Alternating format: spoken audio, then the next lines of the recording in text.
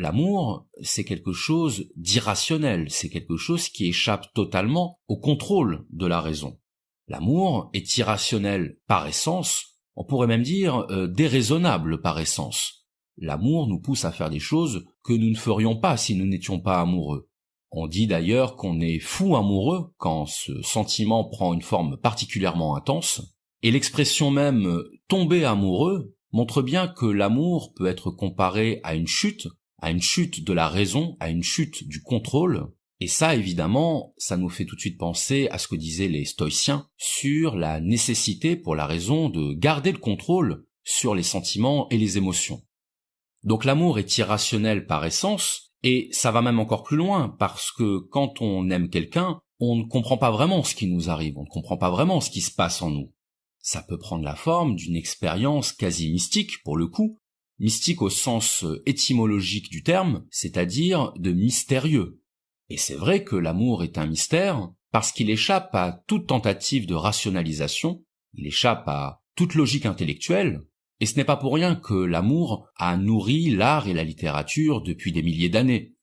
Dès l'Antiquité, dans les tragédies grecques, ce qui était illustré, c'était ce conflit fatal, ce conflit mortel, entre l'amour et le devoir, entre la passion et la raison.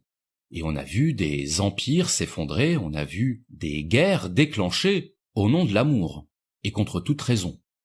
Et au XIXe siècle, l'amour a donné lieu au mouvement du romantisme, c'est-à-dire l'exaltation du sentiment, la recherche de l'absolu, et pour les romantiques, le sentiment amoureux, c'était une expérience, tout simplement une question de point de vue.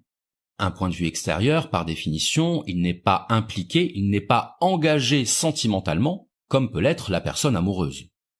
Et d'ailleurs, la personne amoureuse se rend parfaitement compte du caractère illogique de sa situation. Personne ne trouve logique, personne ne trouve cohérent d'aimer quelqu'un qui nous fait du mal.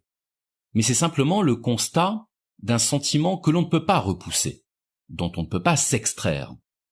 Ça prend la forme d'une véritable fatalité.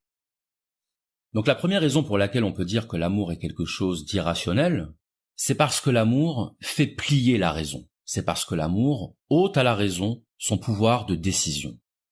Mais il y a une deuxième raison pour laquelle on peut dire que l'amour est quelque chose d'irrationnel, c'est que l'amour ne résulte jamais d'un examen rationnel de la personne qu'on aime. Qu'est-ce que ça veut dire? Ça veut dire que l'amour, ce n'est pas le résultat d'une addition des qualités de l'autre. L'amour n'est pas le résultat d'une évaluation des qualités de l'autre. Parce que si c'était effectivement le cas,